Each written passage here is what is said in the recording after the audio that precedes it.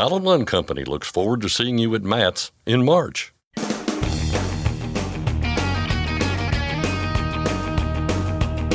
OOIDA, representing America's truckers since 1973, presents Landline Now with your host, Scott Thompson. Happy Friday, everyone. Welcome to the show. I am Scott Thompson, keeping the seat warm for host Mark Reddick while he's away. We'll dive into today's headlines here in just a moment. Then after that, we'll dive into the problem of data theft. For an owner-operator, a data breach can be devastating. Charles Sperry of the OOIDA Foundation stops by with some context and some advice for keeping you and your information safe. After that, we'll talk towing. For quite some time now, we've talked about the high costs of predatory towing, and some of those bills are no doubt outrageous. But even regular towing isn't cheap for truckers, and some say it's getting even worse. Tom Crowley and Aaron Lynch of OOIDA's Compliance Department join the program to explain the ins and outs of the problem as they see it. And finally, we've brought you many stories of truckers stepping in to help others out on the road over the years. Far less often, we've told you about instances where someone else steps up to help a trucker. About a month ago, just such an incident happened in the state of Kentucky. We find out what happened from one of the people who was there, Daviess County Sheriff's Deputy Chris Isbell. So stay locked in for all of that coming up. But first, the news with Ashley Blackford. Thanks, Scott. A bill to increase truck parking has been reintroduced. U.S. Representative Mike Bost joined a group of other representatives in reintroducing the Truck Parking Safety Improvement Act. This would address the nationwide shortage of truck parking. OOIDA President Todd Spencer says the lack of safe truck parking has been a top concern for truckers for decades. He says that this bill has long-standing broad industry support and should be a top priority as Congress begins reauthorizing our nation's highway safety programs. The Truck Parking Safety Improvement Act will allocate funds to create thousands of safe parking spots for trucks and make necessary improvements to existing truck parking areas. The issue of cargo theft and freight fraud was front and center at a Senate subcommittee hearing this week. OOIDA's Louis Pugh testified about this growing issue in the trucking industry. In trucking, freight fraud is so easy to commit, it doesn't even take a savvy or experienced criminal to pull it off. As you can tell from this panel of professionals, everyone from shippers, motor carriers, brokers are vulnerable targets. Often the perpetrators of these crimes are based internationally, far beyond the reach of the American enforcement agencies. While these cases of physical theft occurring within our industry, most of the problems small business truckers face involves being scammed by fraudsters or swindled by unscrupulous brokers. Senator Todd Young started the hearing with a prime example of how cargo theft can happen. Last fall, PFL, a third-party logistics company in Evansville, one of Indiana's transportation hubs, lost a $60,000 shipment when its cargo was stolen by a previously trusted carrier. For a small company, this kind of loss is absolutely devastating, one that employees and customers ultimately bear. This drives inflation at a time when inflation is top of mind of our constituents and, of course, undermines our rule of law. One of the other people to give testimony was Adam Blanchard. He is the principal and CEO of Tanager Logistics and Double Diamond Transport. He operates 90 trucks and employs more than 20 freight brokers. He shared that one of his businesses became a victim of identity fraud about a year ago. About a year ago, our American dream turned into a nightmare when some unscrupulous criminals stole our identity. By capitalizing on our good name, they tarnished the reputation we had spent over a decade to earn. The scam worked like this. Posing as Tanager Logistics, the criminals brokered loads to unsuspecting motor carriers who delivered their cargo while the scammers pocketed the money. In just one example, they diverted a full truckload of energy drinks with a retail value well over six figures, over 1,000 miles from Texas to California. Because they spoofed my company's emails, the drivers was tricked into believing we had made the request for the transportation of that load. While the criminals were using our name to enrich themselves, we were playing whack-a-mole, trying to counter their sophisticated techniques to mimic our website, emails, and operating authority. Even at this very moment, 2 Tanager Logistics are listed on the FMCSA's official website, my company and an imposter. We provided this evidence to FMCSA, but they refused to take it down. Blanchard went on to talk about the impacts this has had on his business. Simultaneously, we were on the receiving end of misdirected rage from motor carriers who had also been scammed. Through no fault of our own, we were blacklisted by factoring companies for fraudulent invoices and non-payment to those motor carriers. We sought to report these crimes, but kept hitting dead end with the federal, state, and local law enforcement agencies. My insurance company wouldn't get involved because technically we didn't have any cargo claims. The Texas Department of Public Safety informed us this wasn't their jurisdiction. The FBI recorded our information but never returned our call. The Department of Homeland Security met with us but refused to investigate. We did our due diligence, but the message was clear. You're on your own. Chief Will Johnson, the chief special agent at the BNSF Railway Police Department, urged the subcommittee and Congress to consider the following action items for stakeholder engagement to find effective solutions.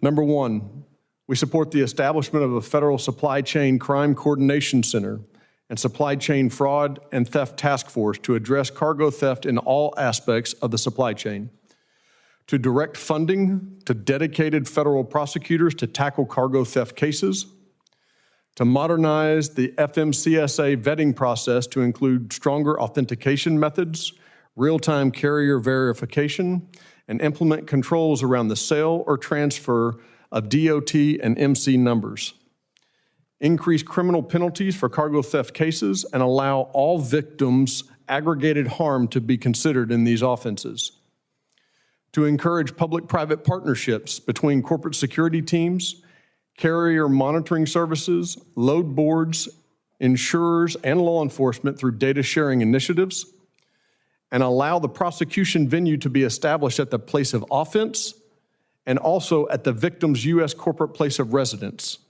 This would allow for improved prosecution and reporting efforts, to provide law enforcement agencies with the resources to support investigations into this complex and sophisticated criminal networks.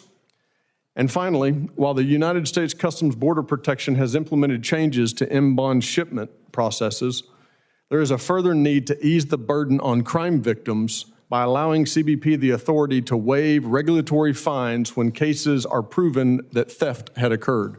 Earlier this year, the Household Goods Shipping Consumer Protection Act was introduced in the House and Senate. The bipartisan bill would restore FMCSA's authority to issue civil penalties against bad actors. The legislation also would require brokers, freight forwarders, and carriers to provide a valid business address to FMCSA before acquiring operating authority. And finally, the nomination for Secretary of Labor has been approved and will now move to the Senate floor for a final vote. U.S. Senator Bill Cassidy spoke about the nominee, Representative Lori Chavez DeRemer. Under the Biden administration, the Department of Labor uses authority as a weapon against workers, taking away freedoms and making it harder for these workers to provide for themselves and their families. And with this administration, we have the opportunity to enact a new pro-American agenda, putting workers first. Over the last several weeks, Representative Chavez DeRemer demonstrated her commitment to this mission. If confirmed as Secretary of Labor, she committed to preserving states' right to work laws, ensuring Americans are not forced into unionization.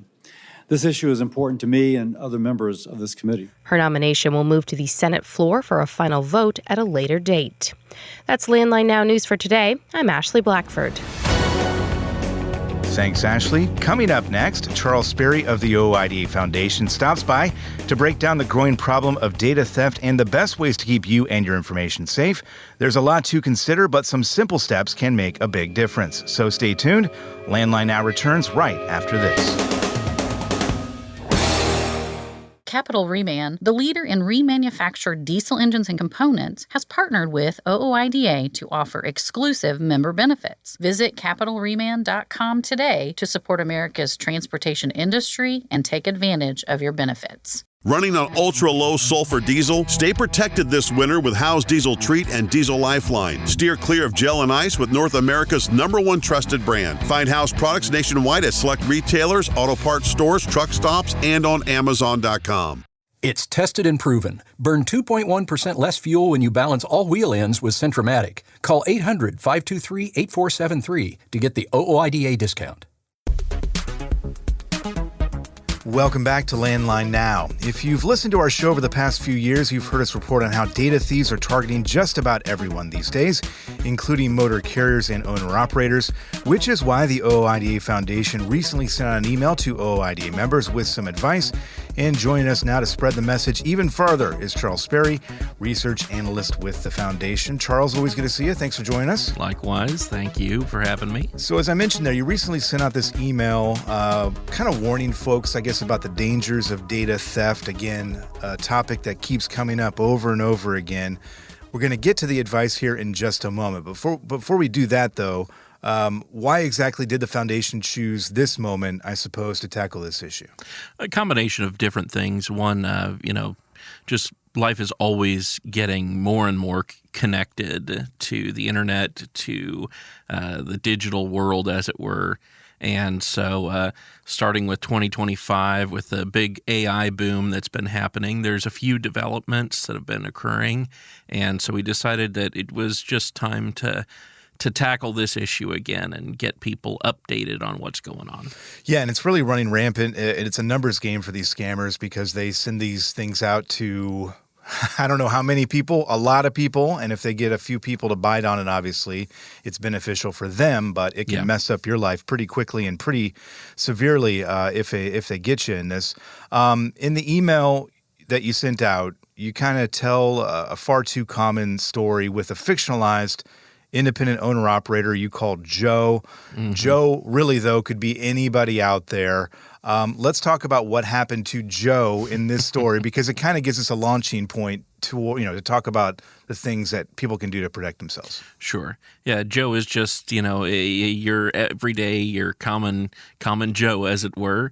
And he is a little bit less careful with this data than he probably should be, and wakes up one day to find all his bank accounts drained and his fuel card maxed out, and that people have been doing loads under his name, and it sure wasn't him. And so basically his credit is ruined, his reputation is tarnished, and it's going to take a whole lot to get it fixed if he's ever able to fix it. I mean, a lot of people, after just one incident like that, they just end up out of business.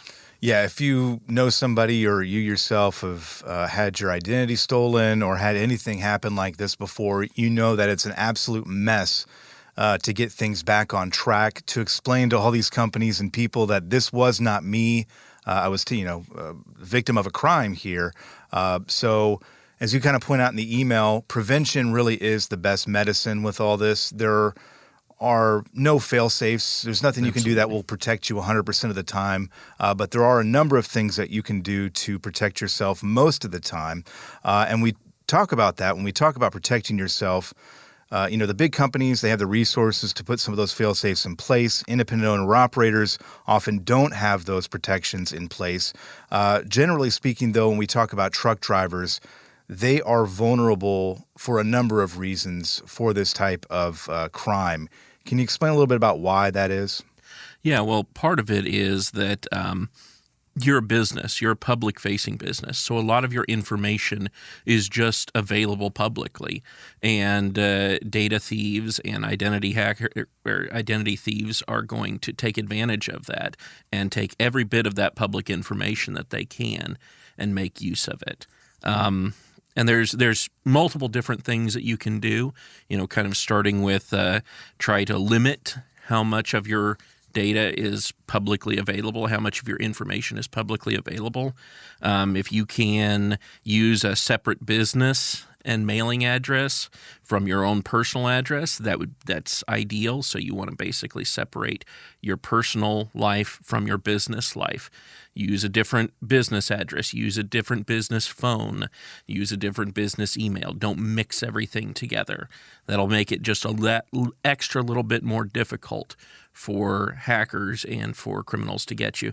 And one of the big things that you have to understand, you don't have to make yourself Fort Knox. You're never going to be able to make yourself completely invulnerable.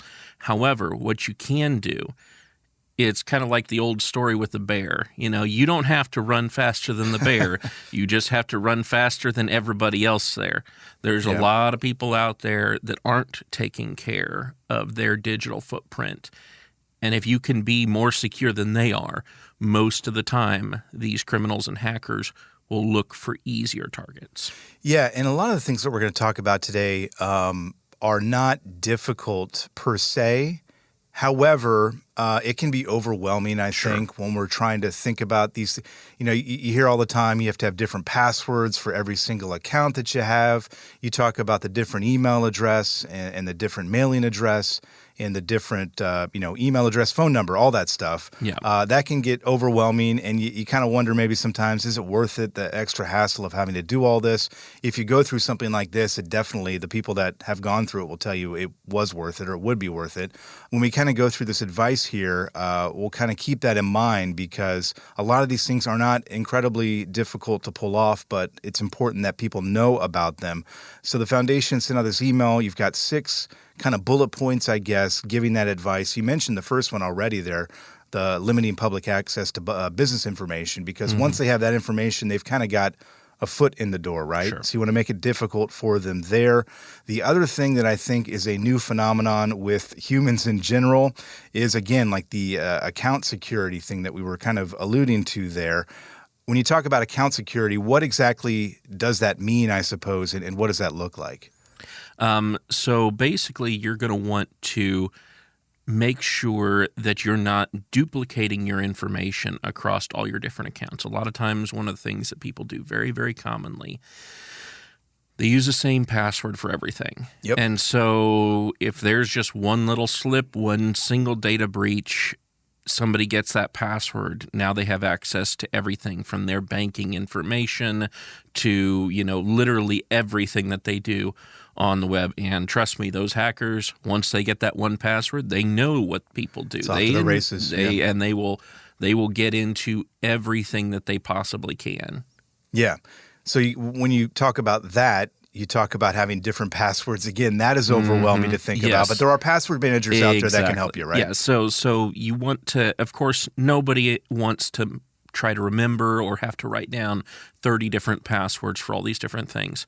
So you can find some really good password managers out there. What a password manager does is it allows you to have one single password that you just keep in your memory, and that's the password to that password manager. And that way you don't have to be putting that out there. They use very, very good security. They're very, very careful. They're aware that they have, all of these passwords that are under their control. And so basically what they do is they automatically generate passwords for you. And then your password manager remembers all those passwords so that you don't have to. They do the heavy lifting for you on that one. And they heavily encrypt it too. One thing I thought that was interesting too in the email that I've heard before, but I'm not sure it's talked about enough, fuel cards, right? Trying, and obviously this is not practical for all the time for everybody out there, but limiting that usage to certain locations and requiring a PIN, that's a big one too, right? That people should be utilizing if they can. For example, if you never operate in California, then there's no reason why that fuel card should ever be activated in California. And so you can have it locked to certain regions and certain areas so that if somebody, for whatever reason, does happen to get a hold of your information, they can't go off and just, drain all your credit, as it were. Yeah, for sure. Moving on here, phishing scams, social engineering scams. We've talked about these on the show before. They are literally everywhere. If you check your junk mail folder, you're likely to see a lot of them in there. And these can be kind of tricky to fish out as well. But there are some things that you can be looking for to make sure that you're not the victim of that kind of scam, right? Yeah, absolutely. Don't ever click on suspicious links. That's the most basic one. You get an email, you're not sure about it, don't click the link. Just don't. Verify if somebody's trying to contact you and it seems just something seems off about it, use that number that you already know. Use that verified number. Call them. Say, hey, is this really from you guys? And double check.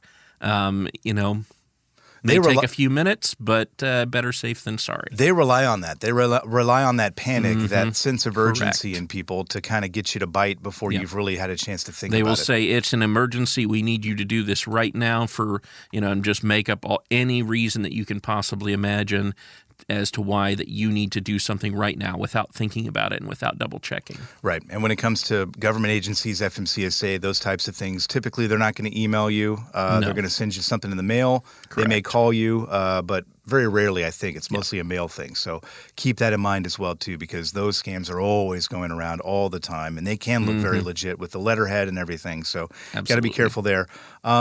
Electronics. This is a big talking point now and will become, I think, an even bigger talking point down the line as we venture into this connected vehicle world that we're starting to live in, I guess, right now. Whatever that's going to look like, we don't know necessarily. But with that in mind, keeping your electronics secure, that's another big one that you're warning people about. Absolutely. All your information is on your cell phone. Every bit of information about you can be pulled off there. And you are traveling around to all sorts of different places with all sorts of different Wi-Fi connections. And who knows what's going on out there. There are plenty of people that sit around and hackers that use unsecured Wi-Fi connections to steal people's information. My biggest recommendation to people, get yourself a VPN. That's one of the most basic things that you can do. VPN stands for Virtual Private Network. Basically, it's a program that just sits there on your phone and encrypts all your data and hides it from hackers. And they do a very good job. There's a couple really good ones out there. A couple examples are ExpressVPN or NordVPN. I personally use ExpressVPN. That's just what I personally use. But there's all sorts of excellent ones out there. And as far as a business expense goes, $100 for a year, something like that. That's not terribly much. I mean, that's way less than the cost of a tank of diesel. And trust me when I say that this could save you a lot of money in the long run. Yeah, and there are also the monitoring. They monitor your credit for you. That's also a good idea too. And one last point here too: keep an eye on your accounts as much as you can to see if there's anything suspicious in there, and obviously report if something like that does happen. One thing as we finish out here, one thing that you point out in the email, and I think it's a great way to look at all of this, is that the vast majority of truck drivers out there, 99.9% of them, doing all the right things to stay safe on the roads. They're safe drivers. They wear seatbelts. They do their pre-check inspections. And this is really an extension of that, right? Absolutely. So much of people's lives are lived in the digital world now, so it just like you wear your seatbelt or just like you do whatever you need to do to keep yourself safe in the physical realm, as it were, you need to do the things you got to do to keep yourself safe digitally. So much of your money, so much of your time, so much of your work is tied up in that digital world. Got to keep it safe. We're not living in the metaverse yet. Not yet, but it does. Sometimes I wonder if we are actually, but looking for that cabin out in the woods, maybe. One day to unplug from all of this insanity as the world changes so quickly around us. A lot of great tips in this. Obviously, OID Foundation is a great place. Resources for this type of information. You're always looking out for people out there. Charles, we appreciate you stopping by, and we will see you again soon, I'm sure.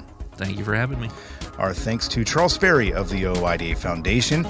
We've hit a break for now right here on Landline Now, but stick around.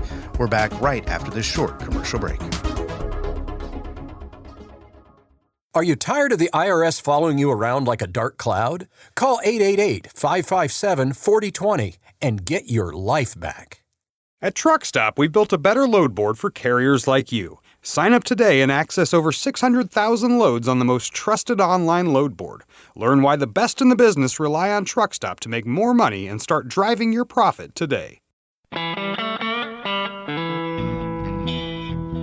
Landline Now, welcome back. For some time, we've talked about the high costs of predatory towing, and some of those bills are outrageous. But regular towing isn't cheap for truck drivers, and some say it's getting even worse. Here to discuss that and more are Tom Crowley and Aaron Lynch of OOIDA's Compliance Department. Guys, thanks for joining me. Thanks for having us, Mark. Thanks as always, Mark. Glad to be here. Oh, well, this is a deep topic. This is one that's really hit a lot of people. And there really are two separate things, predatory towing and just big towing bills. I want to kind of dispense, first of all, with the predatory towing and just note, I mean, some of these bills, how big do they get? Because I've heard some amazing figures. Oh, yeah, they really get, when you go with the predatory or non-consensual tow, where you don't have a choice, whether your truck is broke down, you was in a crash, something like this. They're digging you out of a ditch. I mean, you don't have a choice in the matter. The cops or somebody calls in the tow company, whoever's on the rotation. Some of these bills are astronomical. I mean, I've seen situations where they will send out several rotators, a crew of people for a job, and some of this equipment sits on the job site or sits on the tow site for hours, but never gets used. But you get charged for it. And let's put numbers to it, right? 20, 30, 40,000 is what we're talking about. Yeah. In some cases, there's been a few that's more. Yeah. I have heard some of them that are in that upper range there. And that's pretty much the end of your business if you actually get stuck with that bill. Oh, yeah. Not only that, I mean, because your tow part of your insurance policy is only going to cover a certain part of it, whatever you're paying for there. But they take your equipment, and you don't get your equipment back until this bill is paid. And if it's a bill that you just financially cannot pay, you're probably going to lose your equipment. And that's on top of already having the downtime that's going to be accrued for not having the equipment, and then waiting for insurance to figure out all those, all that minutia. Now, that's predatory towing, where basically there's a wreck, the police call the towing service, you don't have a choice with who you're going with. They take advantage of that. But there's also the case where you are calling the towing service to get your truck moved. And I hadn't heard lately about those bills getting out of control. How much are they going up? What are you hearing from people? Well, I mean, and on that, you do have a little bit more control over it. You can talk to the tow company. I recently had to have a truck towed, and you can talk to them, and depending on how busy they are, they'll maybe work with you a little bit. But just to hook a truck, just for a tow company to come out and hook a truck, they're probably going to charge you, $500 just to hook the truck, and then a per mileage fee depending on where you're going. Now, like I said, or some charge even per hour. Yeah, if it's that type of a job. But when you call the tow company, at least at that point you have some discretion in who you call and what the charge is going to be. I mean, I was able to, when I had to have my truck towed here not too long ago, I was able to have a discussion with them before they ever showed up on approximately what it would be. Now that's if nothing goes bad along the way. I mean, there's always unforeseen circumstances can happen. But it was approximately what it was going to be. But it's still, I mean, just to have a truck towed 20 miles, costs, almost $1,500. Well, and a lot of it, it's not necessarily predatory, but what you got to watch out for, what I see, I had one this morning that I had a guy, he called because he was on the roadside, and he looked them up, and of course they were on the top of Google. They were a sponsored link, come to find out. So their name was one thing, and they called and negotiated a price that it was going to be about $400 or $500. And they came out, and it was a totally different company on the side of the truck. It wasn't who we called.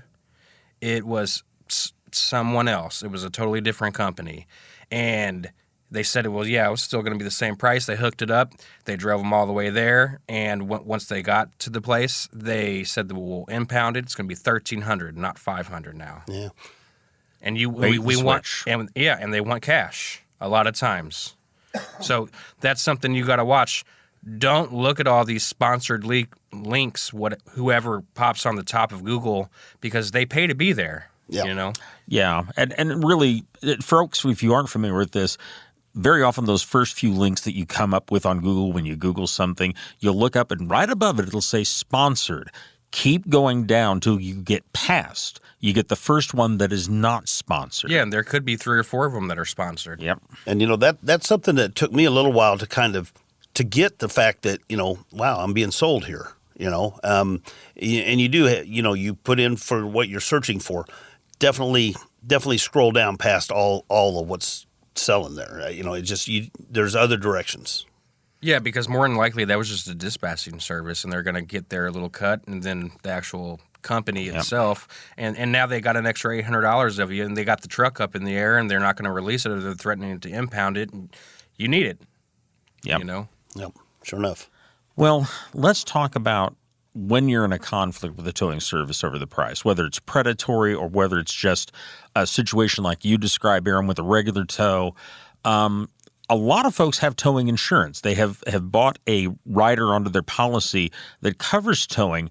In a case like that, is it best to basically contact the insurance, tell them what's going on, and let them try and handle it with that towing service? I mean, a lot of your insurances, they still leave it up to you to contact the tow service. And especially like if you have a breakdown tow and you have breakdown insurance, people don't realize, though, that is usually from the point of breakdown to the closest repair facility. And somebody will say, well, I want you to tow me from where I broke down at to this dealership or a specific place I want to go, or tow it home or something.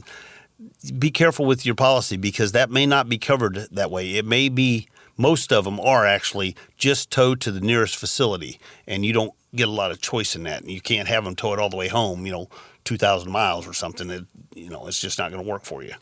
And Mark, I would beg to differ on the way we worded that. I don't think a lot of these guys have towing coverage or towing insurance. Really? Because a lot of times it's sold separately and it's in addition to. And a lot of them opt not to do that because that's an added cost already to a premium. So I would say that I don't think a lot of people do have it. Or if they do, it just doesn't cover as much as they think it shall. Towing is expensive, and it doesn't take long to eat up a $5,000 tow policy or whatever, whatever your maximum limits are for that. Yeah, and it's not that costly, as I recall, to get the towing coverage. I mean, in comparison with your overall policy, is it really a good idea to have that? I mean, I think it's a good idea to have that, but with this, as difficult as it is out there in the industry, people are always looking to, cut corners, shave costs. I mean, insurance is, by and far a very big part of your expenses for your company. And so, people do look to shave stuff, and sometimes they shave it in places they shouldn't. But it's trucking is tough. I mean, like they say, if it was easy, everybody would do it. Well, let's go to the opposite case. For those who don't have towing insurance and you're stuck with one of these huge bills, how do you proceed? What steps should you take to deal with that? Well, I mean, situations are, when we talk to folks that are in this deal, are usually pretty dire. Usually their equipment is impounded. It's sitting on a tow lot. It's accruing, per day storage fees and stuff like this. So, the first thing you would want to do is, if at all possible, is definitely get with your insurance company, find out what they can do to help you. Because you have cargo insurance, you have maybe a tow policy. There's different type of insurances that may be able to help with this. If you have, it just gets, it's harsh. I would say definitely get with your insurance company and see, and then you may have to start negotiating with the insurance or with the tow company to see what they'll do. Some of them are reasonable and will work with you a little bit. Some of them are pretty harsh, and this is what it is, and they want paid, and until they get paid, you don't get your equipment, you don't get your load, all kinds of stuff, and that can really go bad for a small carrier. That's another thing, Aaron. You mentioned Google reviews before, but this may be a case where you want to go ahead and look up the Google reviews on a towing company, see if someone's had problems, and frankly, probably not a bad idea to put your own review up and describe your experience once you've had that.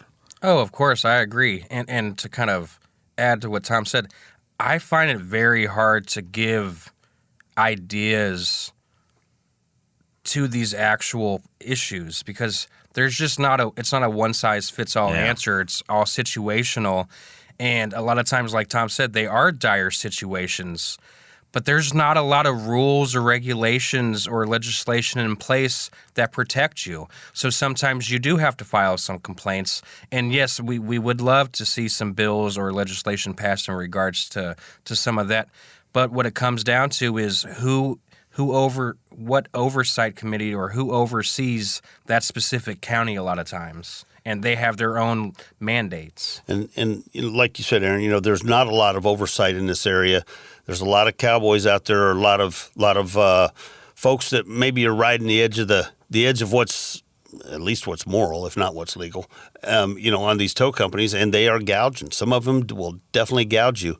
I mean, we spoke at the beginning of the show about some of the higher costs, and some of these costs just get astronomical. Well, they'll outweigh the cost of your equipment, and it'll end up costing you your equipment. Yeah, and you find out that you can't call DOT to fix the issue. You can try to call the cops. It's very situational. A lot of times they won't be of any service to you. Yeah. You may need to talk to an attorney in that specific area, keep in mind. And if you're down your truck, if you've had a wreck, if you have any downtime, now you have to pay for an attorney. A lot of times you don't have that. Yeah. And that's something we should note here. And we always sound like we're kind of pounding away at these folks, but there are very good towing companies out there. There are people who are committed to doing it right, to providing the good customer service. It's just that it seems to be there's enough of the bad actors out there. And if you're doing things right, a lot of times you don't get noticed. You don't get talked about. Because you're just doing it right. So, exactly. They know nobody says something. But you mentioned the reviews. Definitely check reviews. Always try to find out what other people have to say about them, and do your part and throw your review out there. Most definitely. Is this just something that's happening in particular parts of the country, or is this something that really is a broader nationwide problem right now? I think there's a problem across the industry, but there are definitely pockets. There's hot spots for and sure. areas that and it's where some of these outliers take advantage of the system, or the lack of infrastructure, lack of regulation over the industry. Yeah. Yeah, and there are some states. I know that there's a bill to do some towing reform here in Missouri. We know other states that have taken on some towing reform, but they're really focused on the predatory side. Well, and because those are the ones that really get you, and OIDA has done a lot and tried to bring this to the forefront in a lot of states, but it is a state-by-state issue. There's no federal law that covers this. It is a jurisdiction-by-jurisdiction issue. Okay. Well, guys, thank you very much for all the information, and hopefully we helped some folks. Thanks for having us, Mark. Thanks as always, Mark. Glad to be here. I've been talking with Tom Crowley and Aaron Lynch of OOIDA's Compliance Department. And folks, of course, if you have questions about towing insurance, call OOIDA's Insurance Department. They can give you some advice on that. The number is 816-229-5791. Again, that phone number, 816-229-5791. We'll be back in just a moment with more news and information. I'm Mark Reddick, and this is Landline Now. Since you started, what you've loved about trucking is the freedom. Heading out on your favorite route, a good driving song, and thinking about truck insurance. Well, maybe not that last one. That's why we're here. At OOIDA, we have a full range of truck insurance products, expert advice, and great customer service, helping you get the right coverage for your operation. Go to OOIDA.com, because your job is to drive. Our job is to help with everything else. Landline Now. Welcome back. Over the years, we've brought you many stories of truckers stepping up to help others out on the road, often at risk of their own personal safety or their lives. Far less often, we've told you about instances where someone else steps up to help a trucker in need. But those situations do happen. About a month ago, just such an incident happened in the state of Kentucky along US 60 on the south side of Owensboro. One of the people present and who helped was Davies County Sheriff's Deputy Chris Isbell. That's not a surprise, as law enforcement officers help people all the time. What was a surprise was who else ran to that trucker's rescue. I spoke with Deputy Isbell recently about what happened. Back in January, I think mid-January, maybe around January 16th, there was this wreck on US 60 near, I guess, Frederica Street in Davies County, and it involved a tractor trailer hauling aluminum ingots. Yes. Can you describe essentially what happened, what caused the accident, or what happened that took place? Well, we were working with the Kentucky Transportation Cabinet, repairing potholes on the bypass. And one of the guys behind us that was with us had an arrow that was flashing for people to get in the other lane.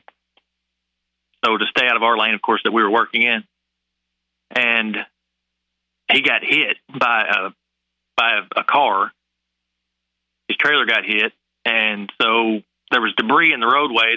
The car that hit the truck or hit the trailer ended up in the median, and the truck that got hit ended up on the shoulder on the right-hand side. And there was debris in the roadway, so we had to provide. We have blue lights on our trucks, of course, for safety, and we had to remove the debris from the roadway. And in the process of that, all the traffic was in the left lane, and we were, of course, blocking the right lane because there was debris in the roadway. But then, kind of out of nowhere, a tractor trailer, of course, hauling the aluminum ingots, was coming down the hill behind us, and we heard his horn, of course, really loud, and he was unable to stop his truck, so he ended up going around us on the right-hand shoulder, nearly striking a couple of my workers. And he tried to correct it and come on back onto the road, and he overturned. Okay. And just to clarify for folks that don't know the story, the work crew you had there was not just someone from some road building company. These were folks from the Davies County Detention Center. Yes, these were actually inmate workers. So once the wreck occurred, as I understand it, the work crew kind of went into action and tried to help the driver of that semi. Can you walk us through what they did? Yeah, the tractor trailer ended up on its roof, and the passenger side door was very crushed. There was no way to get it open. And so we ran around to the driver's side, and the door was crushed there as well, but not as bad. But we were still unable to open it. So one of my workers had to get a piece of metal and bust the window out to get the driver out. And, well, all of my workers helped him get out. But then one of my other workers notified me that the engine was actually on fire. And I grabbed a fire extinguisher from the truck when we got out to run to help just in case, because I figured it might catch on fire. And there was actually fuel leaking within like 4 feet of where the flames were, too. So it's pretty crazy situation. Well, and of course, that's not only a danger to the truck driver, but that's a direct danger to the crew and everybody else helping out, isn't it? Yes. Yeah, it was very, I don't really know how to describe it. It was, I guess, nerve-wracking, you know, trying to help the driver, but at the same time trying to make sure we weren't in danger. Sure. Was there anyone in particular in the work crew that kind of stepped up, or was this all of them just heading over to help? No, this was everyone jumping in and willing to help out. So, okay. Now, as I understand it, after this happens, that road is closed for some time. Why was it that it was closed for so long? They had to clean up all of the ingots off the road. There was approximately 40 ingots that weighed 1,500 pounds apiece that were on the road and off on the shoulders, and of course took a while to get the truck corrected on its tires again, of course, because it was flipped upside down. And I guess in the wake of this, the members of that work crew were recognized for what they did or what their actions were that day. How is it that they were honored, and who did that? Our jailer for Davis County, he wanted to recognize everyone involved that helped to save the driver, and we all received letters of commendation, recognized us for our bravery, and of course, just helping the driver. And that included you too. I mean, you were very involved in this from the beginning. Yes, I was actually the one that extinguished the fire. I worked on that. I actually had to end up using 2 small fire extinguishers to get the fire to fully go out. There's something about this that kind of strikes me that's interesting, at least to me, that I think a lot of folks, when they think of people that are in a county detention center, they're thinking not very highly of those people. But this sounds like these are just people who are, they've got to do what they've got to do, but that they were very eager to step in. I mean, is that your experience with folks who are in the detention center, is that they're ready to step up like that? Or are they just maybe people who made a mistake or something like that? Yeah, more or less someone that made a mistake, got involved with the wrong people. And I've never experienced anything like this, so I'm not really sure how other guys would have responded. But I have to say that my inmate workers responded best possible way you could, I believe. Wow. Now, you mentioned, of course, they all got up there. Someone got a piece of metal. I mean, did they seem like they kind of were organized going into this, or was this just everybody jumping in there kind of haphazard? It was kind of haphazard. Of course, at first we were trying to figure out how to get him out of the truck because we couldn't get the doors open. And then we finally, decided we were going to have to bust the window out. And we may have not busted the window out if the truck wasn't on fire. Of course, we may have waited for firefighters and other personnel, Do you know how the truck driver is doing? I mean, it sounds like he was injured in some way, but is he back on his feet or is he in the hospital? He actually was at the award ceremony that was 4 days after the wreck, and he just complained of, some back pain and bruised, of course. And he's going to take some time off work before he gets back, of course, before he starts driving again. It's interesting that he was there. Did he have anything to say to the folks, including yourself, that helped him out? Yeah, he just thanked us, of course, and he talked about how much he appreciated it. And, he was just, of course, super excited and really appreciative. Okay. Chris, that's all I have. Is there anything else that you'd like to add or anything that you think people need to know about this that maybe I didn't ask about?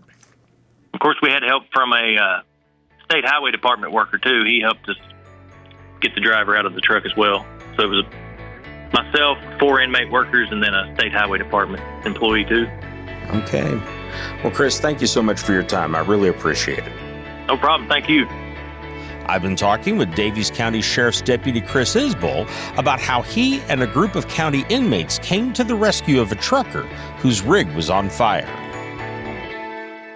If you want to make your voice heard on any of the issues that we discuss here on the show, you should call your elected representatives. To call any member of Congress, all you have to do is dial the U.S. Capitol switchboard. That phone number is 202-224-3121. Provide the operator your zip code and they can connect you directly to the office of both your senators and your U.S. congressman. Again, that's 202-224-3121. And you can also make contact with those lawmakers or get contact information for state lawmakers by using the website fightingfortruckers.com. Again, that website, fightingfortruckers.com. That's our program for today. Thank you for joining us. I'm Mark Reddick, and this is Landline Now. Thanks for listening. Be sure to like and subscribe. If you want more content, go to landline.media to get updated news, information, and archived editions of our show. Once again, that's landline.media. I'm a dad, a son, a husband, wife, I'm a writer, photographer, I farm, I'm a veteran, I love old cars, fishing, my kids, chrome, and I am a professional truck driver. And together we are OOIDA.